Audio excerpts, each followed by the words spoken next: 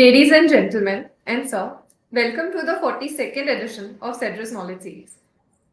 In the time marked by the intricacies of the COVID era, this initiative stands as a beacon of enlightenment. Each month, we strive to provide insights into different subjects, bridging the realm between finance and health and well-being. Our esteemed guests are veterans from the finance industries as well as leaders of health and fitness. Uh, Let us indulge into a brief video presentation from Cedrus Wealth Partners.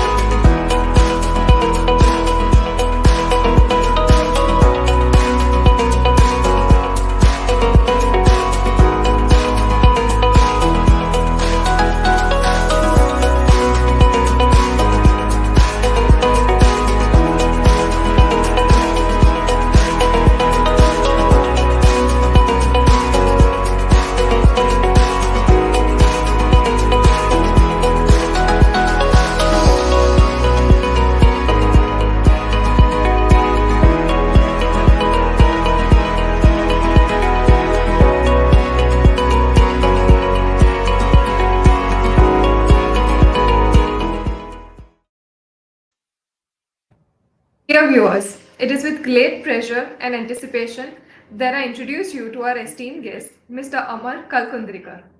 Mr. Amar is an equity fund manager at Nippon Life India Asset Management. He has more than 20 years of experience in the asset management industry. He is presently managing the Nippon India Balance Advantage Fund, Nippon India Vision Fund, and Nippon India Consumption Fund. He has completed his MBA at the Columbia Business School. He has done CFA from the CFA Institute and is also a member of the Institute of Chartered Accountant of India. Let's take a moment to watch a short video to learn more about Mr. Amar.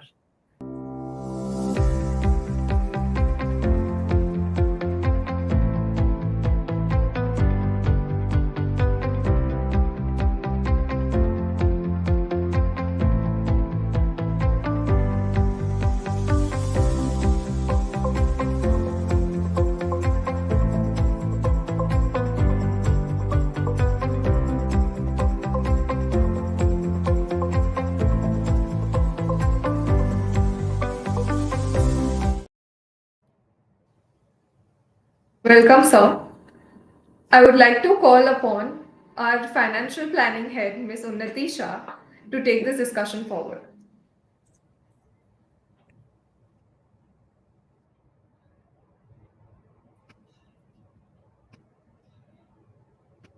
A very warm welcome, sir.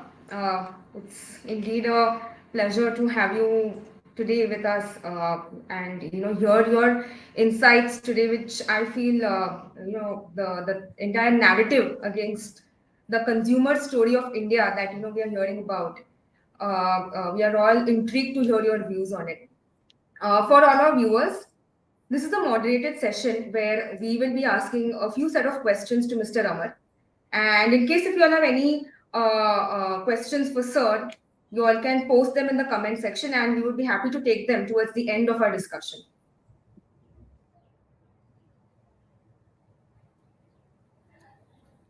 So, Sir, as we see that, India is on the cusp of a tremendous opportunity today for both economic progress and in general the well-being of the citizens. And India has emerged as the fifth largest economy of the world today. The growth rate has surged. It's outpacing many major economies today. And what we see is that there are multiple factors, but there are two important components which is acting as a tailwind for India's growth, and it's basically the formalization of the economy and the increased consumption. When I speak about formalization, it's the India's growth narrative, where the demographic dividend is playing very strong. I mean, the youth is the main catalyst, in driving the productivity and the innovation. Coming to the latter, which is the consumption, I think domestic consumption, which is expected to grow into a $4 trillion opportunity by 2030. This is supported with a very strong younger generation, and the vision for the future consumption of India is anchored with the growth of the upper middle income and the higher income segments. Uh, Coming from there, sir, my first question to you is that what exactly is driving the consumer story of India, and how can we move from the paradigm shift, which is how can we move from this for the roti kapra makan, which is the basic needs, how is this moving forward into the transformative journey of India that we all are witnessing today? Sure. Uh, Sure. Thank you very much. I'm echoing, I think. Okay. Thank you very much, Cedrus, for having me over. Thank you, Unnati, for your questions, and thank you, Angel, for the warm introduction. So let's dive into this story of India's consumption. If you see, we are, I mean, of India's GDP, roughly 60% is consumption. This is very different from some of the emerging economies like China, but which is where consumption is a relatively smaller part of the economy. They have focused very highly on investment part of the economy, but our ratio of 60% is similar to some of the developed nations in the West. So, see, first point is consumption is a fairly large part of the economy, but it consists of everything that we all consume. In basically, this is private consumption. That is what individuals consume for their themselves, their families, their houses, and things like that. This excludes all the business consumption part. Why is it growing? Answer is simple. As an economy, we are growing at 7-8% in real terms. That is leading to higher incomes or higher average incomes for consumers, and consumers are spending those incomes. Is the consumption growing uniformly for all? Unfortunately, as of now, that is not the case. If you've seen last, just day before yesterday, the GDP data came out a couple of days back. If you see, our GDP grew at about 7.5 to 8%, but if you look at the private final consumption within that, it actually grew much slower, roughly around 3 to 4%.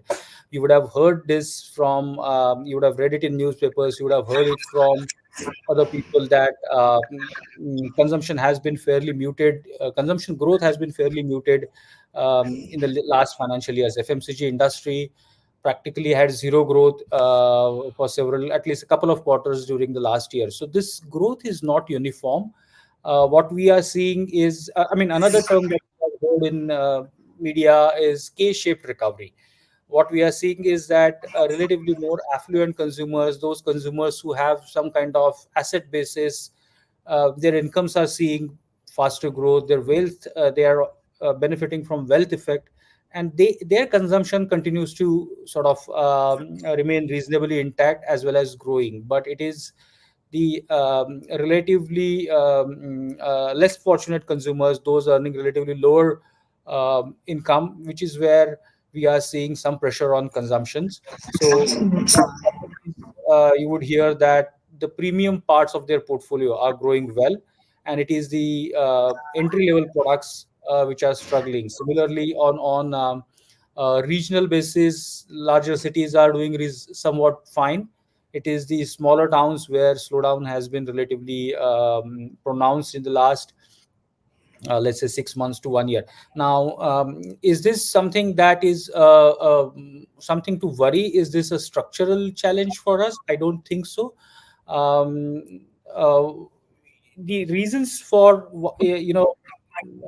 there are multiple reasons that are being ascribed to why consumption has been slow in the last 1 2 years. If GDP is growing at that 7-8% for consumption, and consumption can't deviate from that for a sustained period. So consumption has to come back. We are very optimistic, though we are sitting at the end of a year where broad-based consumption has been somewhat muted. I think we are fairly optimistic about consumption growth going forward, not just because the base is favorable, but because a lot of things that are happening in the economy, which should lead to greater job creation, better income growth, as well as the control over inflation that is sort of slowly coming. Why consumption has been, again, sorry, been slow?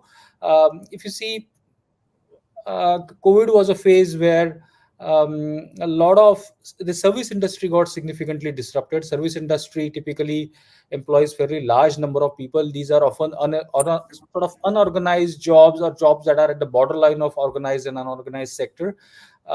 People suffered significant income losses. People suffered medical emergencies. Their balance sheets sort of got depleted, and then that was followed by, although jobs and economies at some stage got restored, that got followed by inflation, severe inflation. You would have heard about inflation in 21, 22 from variety of, from many sources. uh, so I think once this inflation sort of, some amount of time passes, post inflation slowdown, as well as people have had time to rebuild their balance sheets, I think mass consumption should also come back. And we are reasonably optimistic about consumption as a thematic. The second very interesting comment you made was about roti, kapda, and makan. Have we moved away from that? Where are we? The answer is very simple, Unnati. See, we are now an economy with $2,500 of per capita income. In some states where we are sitting, for example, Maharashtra, the average income levels are much higher. The 2,500 is a national per capita average, but in many states it's much higher than that. As you know, your income starts rising, your basic necessities, they don't change much. Of course, medical and education get added to it, which are also basic necessity, but food and basic needs pretty much remain the same. Your expenditure keeps on rising on various discretionary goods and services, and that is what is happening, where we are diversifying away from this roti, kapda, makan. The roti part especially was the story of last 2 decades. FMCG was the story of last 2 decades, where penetration rates moved up significantly from, let's say, 50% to 80-90% in last 20 years. Going forward, I believe it is the discretionary products, discretionary necessity, sort of needs, that will have relatively faster growth than the, let's say, basic necessities. Right. No, very rightly said, sir, because even we've seen that, household savings have been historically high.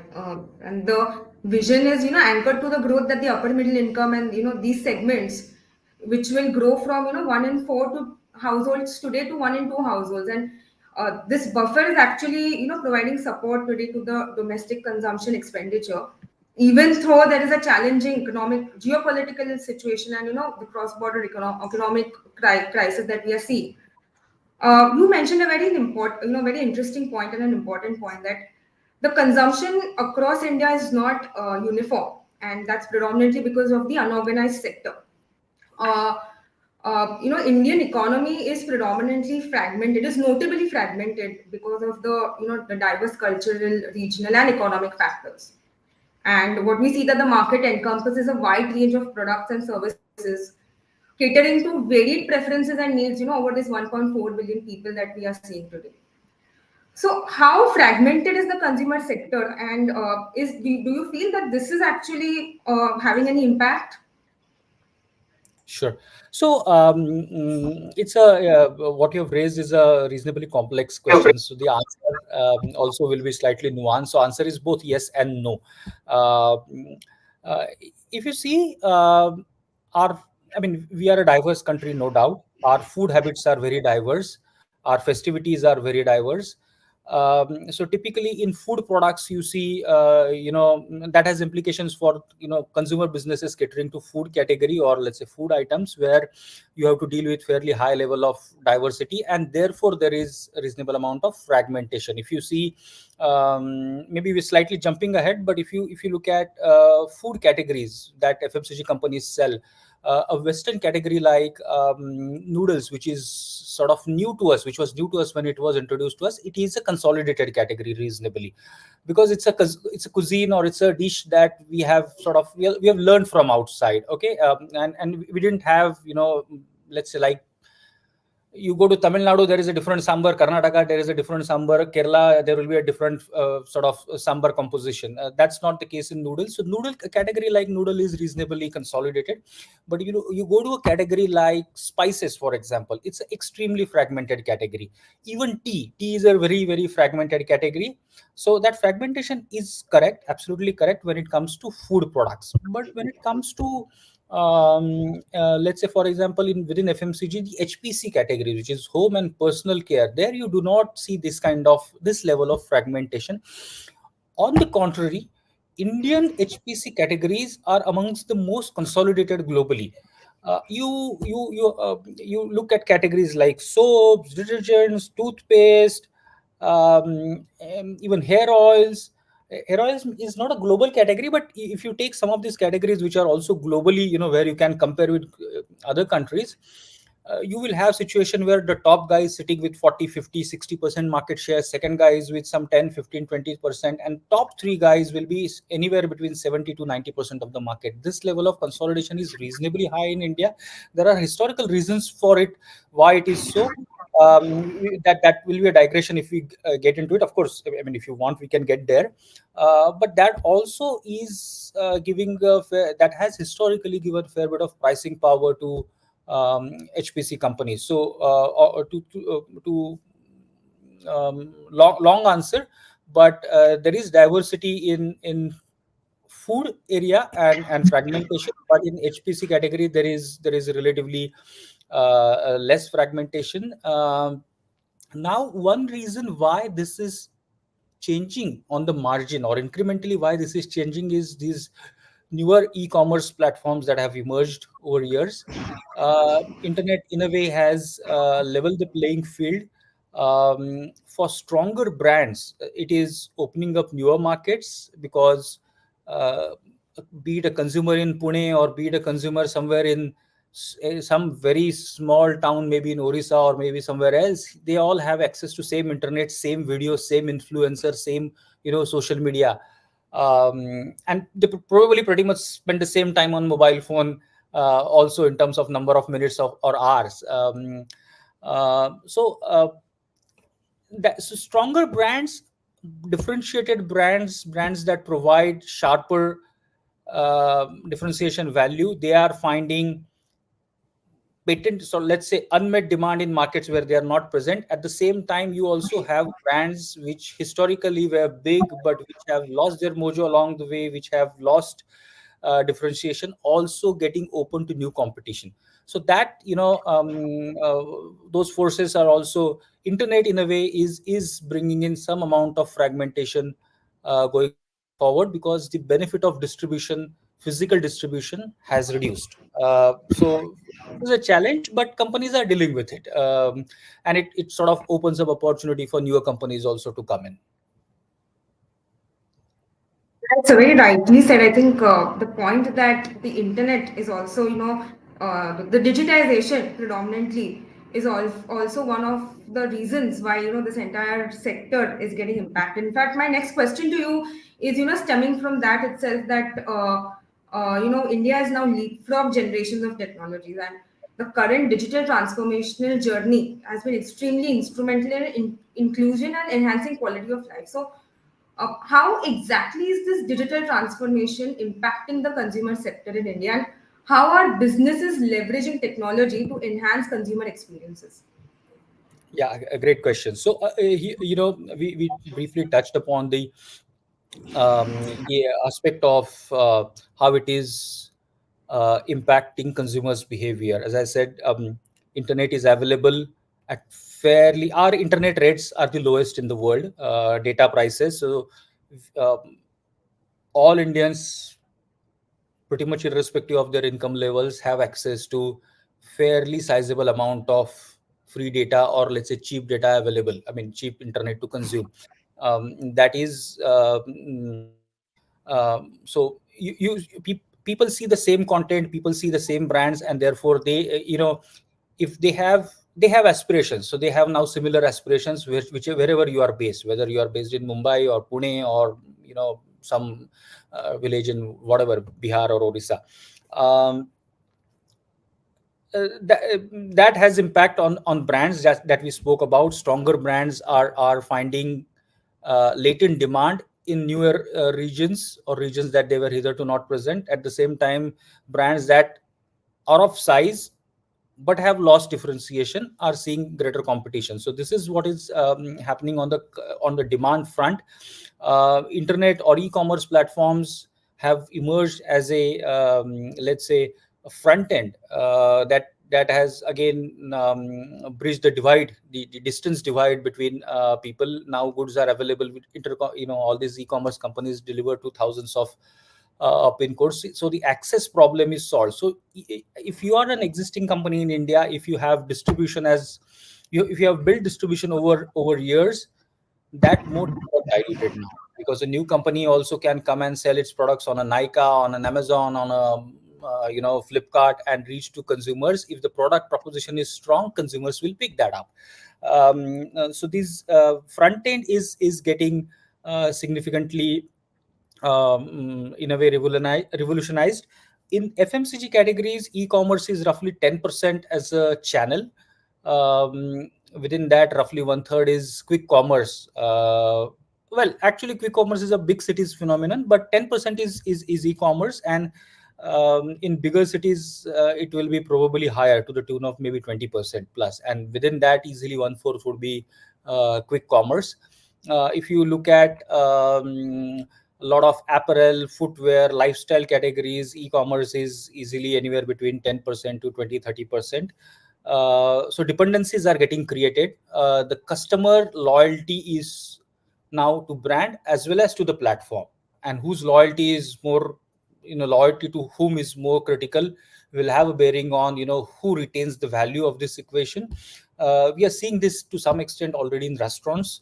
I think the loyal restaurants now have a reasonable amount of dependency on the online food aggregators that have emerged in this country and who have become fairly strong. And consumers have fairly, let's say, decent brand loyalty towards these aggregators. So these are some of the changes that are happening on front end. So we touched the demand generation, we touched the front end, which is basically access that demand. How does it access the producers of the good, which is second pillar. The third is back end. I think on back end, improvements are happening, be it in logistics, be it in inventory management, be it in uh, better demand planning, automation, and things like that. But those benefits, in my opinion, pale in comparison to the changes that are happening in the first two areas, which is demand generation or brand visibility, and front end. Um, in general, if you see, particularly if we speak about consumption sector in India, and uh,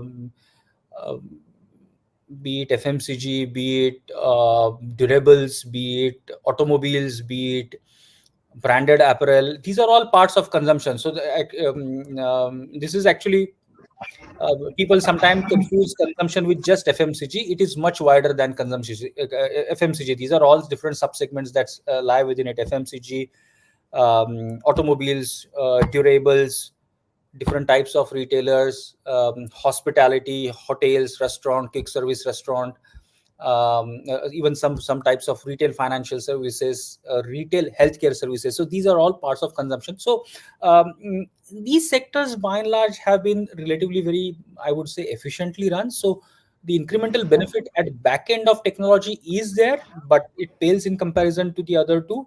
So I think it is retail sector where maximum amount of innovation as well as disruption is taking place. And as people are getting access to consumers purchasing behavior data. Earlier, all buying and selling used to happen through kirana, and nobody in that kirana captured consumer behavior in terms of data. Now that data is getting captured through these online platforms or through modern retail platforms. So now there is possibility to use that data better, to sharpen your assortment, to tailor your promotions better, to target consumers better. So retail is where I think maximum amount of innovation of and use of technology, uh, as well as risks of disruption, are there. Less so much for companies which are essentially just producers. They have challenges to deal with. The challenge is to make sure how do you handle dependencies getting built on e-commerce platform if they are going to get built, and how do you provide counterweight to it, making sure that you retain a diversified front end. That is the challenge that consumer producers face, but retailers are in the thick of it, innovation as well as disruption. That's true, sir. I think post-COVID, I think after post-COVID, in fact, we did see that e-commerce experienced that kind of impact. The front end, e-commerce being the front end, which is definitely driving the consumption, and retail has taken that that uptrend now, where it's directly impacting the consumer, our consumption story. Uh, Coming to my next question, sir, how is the interest rate movement, affecting this entire sector? Like in anticipation of there being rate cuts going forward in India, and inflation, cooling off. How do you feel that this would impact this sector? Sure. So, if you see the level of indebtedness in India in general is relatively lower than elsewhere, and use of credit for consumption purposes is has risen over last maybe 7 8 years, but it is still not that high. That's point number one. Number two, I mean, it is if of course people are buying things uh, on borrowings. I mean, on EMIs, be it, let's say, automobiles, be it things like durables and so on and so forth. But I think that's also because sometimes, particularly in case of durables and all, um, incentivization also probably is one of the reasons why credit people are buying on credit, even though sometimes they can afford to buy upfront. um, Net my view is our indebted level is not that high that it should affect consumption growth, because interest, it should not, I mean, that should not have been a reason for us to cut down consumption, that interest rates have risen. Now you are talking about a situation going forward where interest rates, if you expect interest rates to come down, will it spur consumption?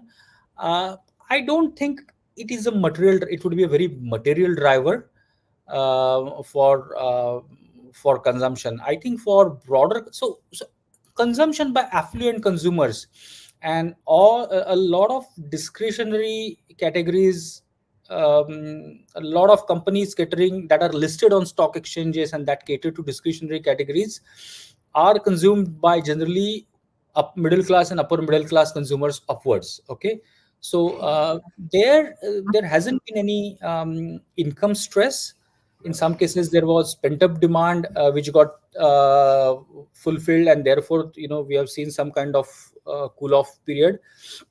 So the factors hurting demand at discretionary level will sort of correct with passage of some time, as well as with the kind of income growth and job creation that we are expecting. It is in the staples category where probably growth impact has been slow there.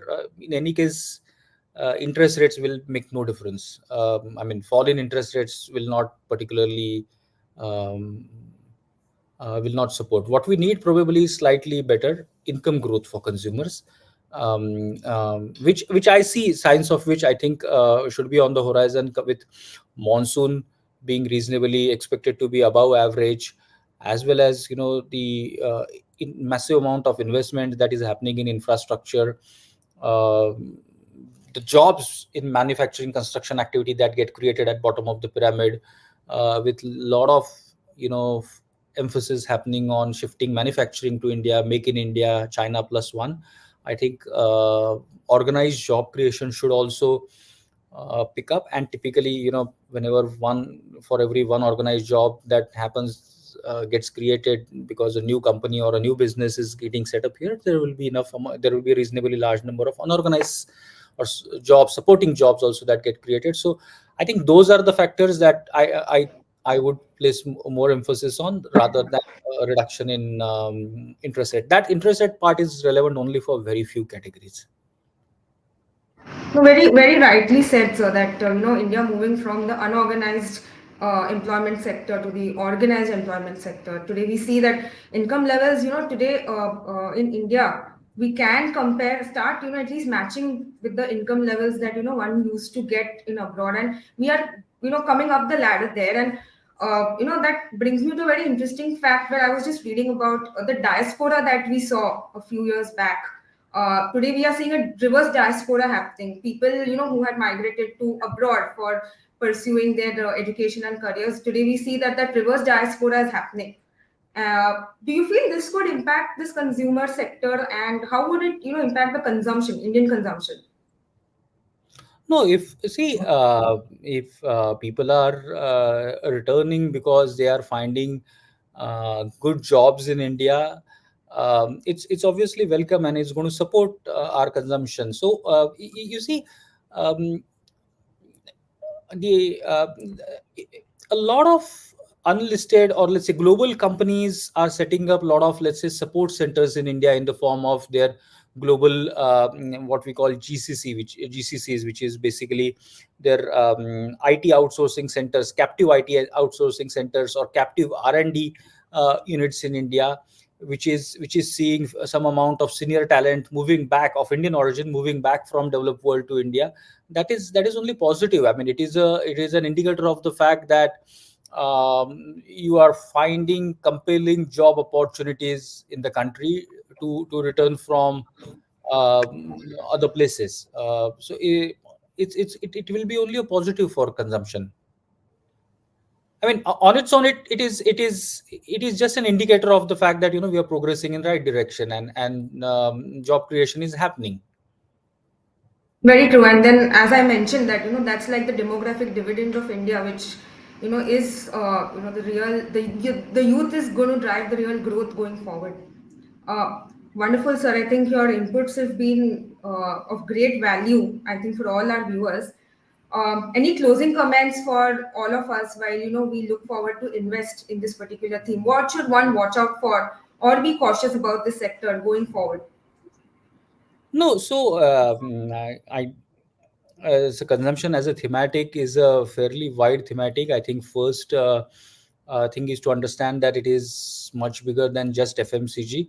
If you look at portfolios of any consumption thematic product, you will see that a lot of companies are such where you either have been a consumer, or are a consumer, or want to be a consumer of these companies. So it is very closely linked to how we are spending our money, how we are living our lives, and therefore consumers, or investors, or prospective investors should find greater comfort in the thematic once you sort of see these portfolios.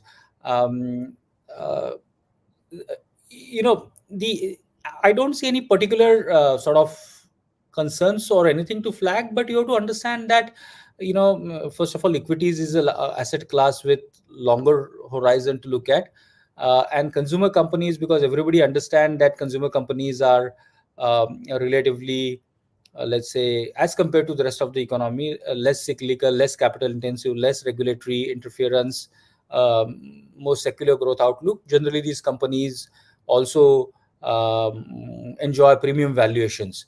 When you invest in a sector like this, you have to come with a minimum sort of 3 years horizon in mind. This is not a thematic where you need to consider, in my humble opinion, and obviously you have to take opinion of your financial advisors, but you don't need to do in and out in a sector or thematic product like this. This is a thematic where you can take a considered longer term view, rather than having to worry when should I sort of exit. That decision is more like equity. I mean, it is equity class, asset class, because um, uh, this is a relatively less cyclical sector. So those, I think, are some of the considerations that you can have. But if you have any specific questions, more than happy to answer. Very rightly said, sir, that being invested for a longer term into this sector is where the long-term wealth creation, one would be able to seek that long-term wealth creation only if you're invested for a long term. Very, very rightly said, and very, very, nicely you have articulated what the consumption prospects are there for all our investors, our citizens, and as an economy as a whole. So, thank you Actually, so much, sir. sure. No, Yes. last 2 3 years, 2 years have somewhat been challenging for larger parts of consumption universe. I think going forward, we expect, or at least we estimate, that these challenges would be behind, and we should have relatively, better consumption demand growth and consumption growth going forward than what it has been, particularly for last 1 year. That's, I think, the concluding thought I would want to leave with you guys. Wonderful, sir. Thank you so much for your time, for making the time to grace this event. Your insights have been extremely valuable for all of us, for our investors, viewers, and in Cedrus as well. Um, I would also like to thank Nippon for arranging this session, and to all our viewers for tuning in and making Knowledge Series a success as always. So, thank you once again. Good evening, and have a good weekend. Good evening. Thank you very much for having me over. All the very best to everyone. Thank you, sir. Pleasure's all ours.